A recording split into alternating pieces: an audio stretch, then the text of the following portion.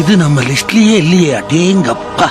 இயேசுவோட உண்மையான முகம் எப்படி இருக்கும்னு உங்களுக்கு தெரியுமா? இதுதான் ஷ்ரவுட் ஆஃப் டுரின். இந்த துணியில இயேசுவோட முகம் மட்டும் இல்ல, மொத்த உருவமே பதிஞ்சிருக்கு. இயேசு இறந்தப்புறம் அவர் ஒரு லெனின் கிளாத்ல சுத்தி புதைச்சதாவும் இந்த துணி இப்போ இத்தாலியில இருக்க ஒரு சர்ச்ல இருக்கிறதா சொல்றாங்க. 1898ல ஒரு இட்டாலியன் போட்டோகிராஃபர் இந்த துணியை போட்டோ எடுத்து அதை நெகட்டிவா டெவலப் பண்ணும்போது அதுல ஒரு மனிதரோட உருவம் தெரிஞ்சிருக்கு. இந்த துணியை ஆராய்ச்சி பண்ணும்போது அதுல பதிஞ்சிருந்தது பெயிண்டோ டையோ இல்லங்க, உண்மையான மனிதரோட ரத்தம்னு அது ஏபி வகையான பிளட் குரூப்னு கண்டுபிடிக்கிறாங்க. இது ஜீசஸோட உருவம் தான் சொல்றதுக்கான காரணம், அவர் இறக்குறதுக்கு முன்னாடி சாட்டையால் அடிக்கப்பட்டு கை கால்கள்ல ஆணி அடிக்கப்பட்டு இறந்தாருன்னு பைபிள்ல குறிப்பிட்டிருக்காங்க.